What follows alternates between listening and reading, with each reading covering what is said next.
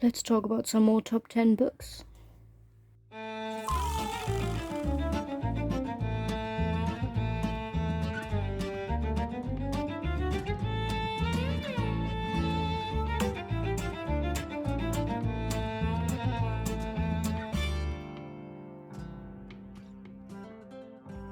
Hi everyone, I'm Leia, and today I will continue my top 10 books series, I guess. And today we will talk about mythology books that I've read, and these are only fiction books, because I do have some non-fiction books on mythology, but they will not be featured in this video. As always, I'm doing this series on all kinds of genres. I've already uploaded fantasy and horror, and today I'll go through mythology because that is a genre that I really love. Unlike as in the first two videos, I will show two honorable mentions today that didn't make the top 10 but just barely, and I just wanted to feature them because they are good but just not my favorite. And these two honorable mentions are Song of Achilles by Madeline Miller as well as Star-Crossed by Josephine Angelini. Yeah, I like them, but they aren't 5-star books for me. And I mean, I got emotional in Song of Achilles. I did cry, as almost everyone does, but yeah, I don't know. It's just not my favorite story.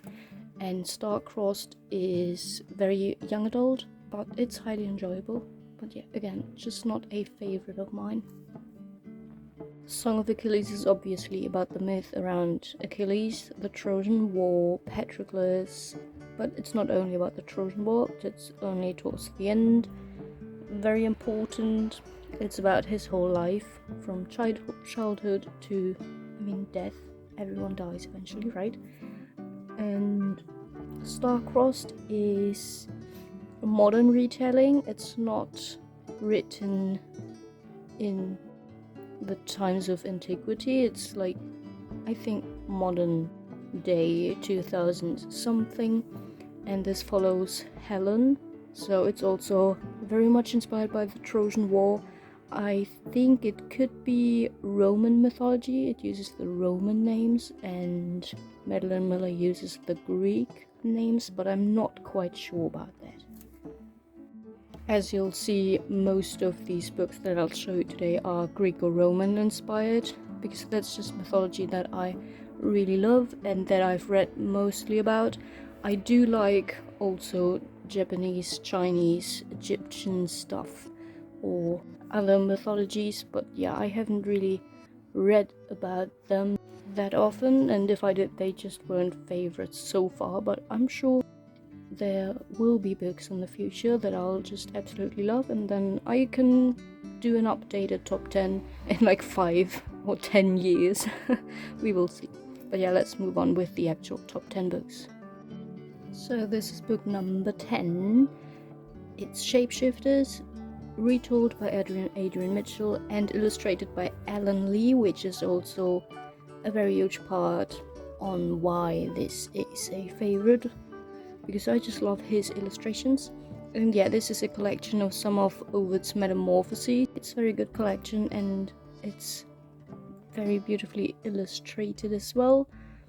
So we all probably know most or all of these stories, but yeah, it's just fun to read about them in this way. So these are all the stories in here if you're curious, and these are just a few impressions on how it looks inside. So every single page, I think, has these kinds of illustrations, which is just very, very fun. And book number 9 is The Penelope by Margaret Atwood. It's a very short book, and it focuses on Penelope. Again, Greek mythology everywhere, I know. And yeah, as you can see, it's about a woman, and I do like my mythology books that are based on the female perspective. So this is one of them. I think it's a very beautiful retelling, which is also written in two perspectives, kind of. You have some short songs written like poems in between, but yeah, it's mainly about Penelope and yeah, just her life, her relationship with Odysseus, and how she copes with having to be alone while he's at war. How is her life after that? Has she grown up? All that kind of stuff. And it also talks about her mates and also about the underworld in Hades. And I think it's a very, very nicely told tale, which had a lot in it that I didn't know before, but also, of course, I know we all know probably how the things around Odysseus were from movies, or if you've read different retelling or whatever. But yeah, as I've said, it's also about her childhood, her youth, and the time afterwards. And yeah, I just like how Margaret Atwood writes, so basically every single book has been great, and this is no exception. Next up is the Percy Jackson series by Rick Riordan. I just pulled out the illustrated edition because it's even more beautiful than just the standard book. And yeah, I know I'm still rereading that series right now, but I've read them before and I like them, and I still like them now. And they are just filled with very fun mythology references everywhere, and the story itself is quite entertaining as well. So yeah, I think some Rick Riordan book had to be in here. I know he's written other stuff as well, something about Egyptian mythology, I think. I've only read the first book years ago, didn't really like it, but yeah, I will reread it soon, so maybe I'll like it more, who knows. But yeah, Percy Jackson, everyone knows what it's about, right? It's a very cool adventure, Greek mythology, and just references everywhere. It's very even educational in a fun way if you didn't know some of these myths before, and if you did, it's very fun to spot every single reference in there and how Rick Riordan weaved them into his story. So yeah, I just love if mythology is mentioned in book series, because they are usually standalones, and yeah, I just like if we've got more than just one book. Next up we have something different for a change, but it's going to be the only exception. Every other book will be Greek or Roman, so yeah, I'm sorry. But this is Neil Gaiman's Norse mythology, just retelling the well-known story around Ragnarok and so on, and just how the whole world was formed, and all of the fun Loki stuff is in there, and about all the other gods. So it was a very good retelling. I liked it very much. Very nicely written in terms of understanding everything, because I've never read anything about Norse mythology before this book. I only know some games and movies obviously about it, so that actually helped. Like, if you've played all of the God of War stuff, it's very fun if you know some of this background knowledge. And yeah, I mean, I have read some other books on Norse mythology afterwards, but I don't know, they haven't been as entertaining as this whole collection of basically everything you need to know. Next up is the actual Odyssey by Homer, retold by Robert Fables. I know there are other translations. I've only read this one and I enjoyed it, so I can't speak for all of the others. And I just love these editions, they look absolutely beautiful. I've read the Iliad, the Odyssey, and the Aeneid, all three, and I didn't really like the Iliad. Again, it's about the Trojan War. It's not my favorite topic, but I did love the parts about the gods in there, because almost every single retelling of the Trojan War just skips over these gods. and just focuses on the Trojan War itself, like what the people on the battlefield are doing. And I love the god stuff. I want a retelling that's more about the gods behind it and not about, Achilles and so on. But yeah, we will talk about the Odyssey right now. This is what happens after the Trojan War, and everyone basically knows what it's about. It's about Odysseus and his very long journey home with all of the stuff that he encounters, and I think it's fun. I think it would have been even more fun if I didn't know this story in so much detail before, because you see it everywhere. But it's still very good. It takes some time to get into it, because it's not very modern, because he does try to translate the antique text, obviously, but once you get into it, it's very fun and fast-paced. And book number 5 is basically what happens after that. This is the Roman book about these myths that a lot of modern stuff is based on. So this is by Virgil, and it's a mix of the Iliad and the Odyssey in essence.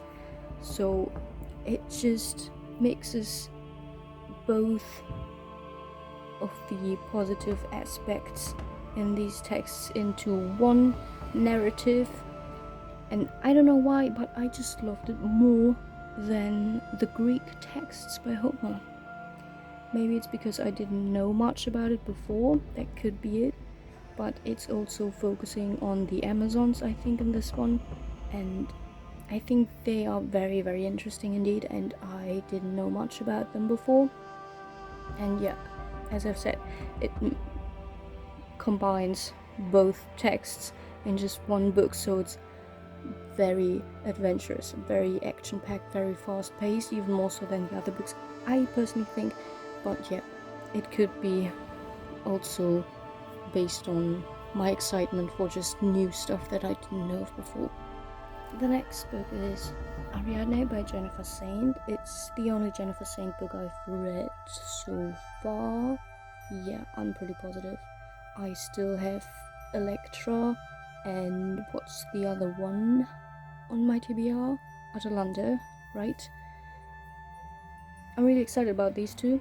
But yeah, I've only read Ariadne and highly enjoyed it because it really focuses on what happens after the whole Theseus and Minotaur stuff. I mean, it's in there, but it's also just about Ariadne's life before that and a lot of stuff after that with the Dionysus and just living on that isolated island. And it's also about a sister relationship, and I don't know if it had multiple POVs, but it does focus on the sister as well at some point, and what she's doing, what she's dealing with, what does she want in life and stuff. And yeah, I don't know, I just really liked it, even though I knew most of what happened, not so much when it comes to what happens like in the second half of the book, but the first half was pretty much what I already knew about the story. But the writing style was great, and I can reread books or stories all over again because I don't remember a lot of stuff, so it'll feel like reading it for the first time. And yeah, cover is great as well. It's also Greek mythology again. I know, I've already said that this is just Greek mythology now. But yeah, Jennifer Saint is very good. It's a hype book for a reason, I think. And it's also emotional. Yeah, I think I did cry or almost cry at one point. So yeah, that's also a very good sign if a book makes me do that. And it's also about the female perspective again. It's just what I like to read about. And it does feature gods a lot, which I also like. I just don't want to read only about the human stuff. Song of Achilles, I think, doesn't really feature gods that much. Maybe that's why I didn't love it as much as this one. But yeah, I highly recommend Ariadne. Next up is a very short book by Rosie Hewlett. I don't know how to pronounce that surname, I'm sorry. It's all about Medusa. I've read a lot of books about Medusa now, and I still have at least one on my TBR, if not even more than that, I don't remember. And so far this has been my favorite, because this also features the sister relationship a lot. I just think that it's a very well done dark retelling of Medusa and how she became who she is and what happens after that, how does she deal with that. And it's also set in antiquity. It does have all the god stuff in there. Obviously, I think you have to feature those in a Medusa retelling. But yeah, Medusa is a very fascinating character. I could read about her all the time. As I've said, I've read a lot of Medusa stories, so I could mix this up with something else, but I think this is also a story that does feature Perseus' perspective. I just checked, and yeah, it does feature his perspective in it as well. It starts with Medusa, but I don't know, at the halfway point or something like that, it does feature Perseus' perspective as well. So that's really fun if it's not only written in one POV. And yeah, I mean, it's also a tiny bit about Poseidon and a lot about Athena as well. And yeah, I don't know, I think it's a very well done retelling, even though it's a very short book. And we're already at book number 2 here, so this is almost my favorite book. This is Daughters of Sparta. It should have multiple POVs as well, and this is about the Trojan War, but it's about the women who were left behind by their husbands who went to war, and it just focuses on them. What are they doing now that they're alone at home? Are they taking control over everything? Do they enjoy that? Or do they feel stressed? And it's about mother and daughter relationships, and it does span a long time.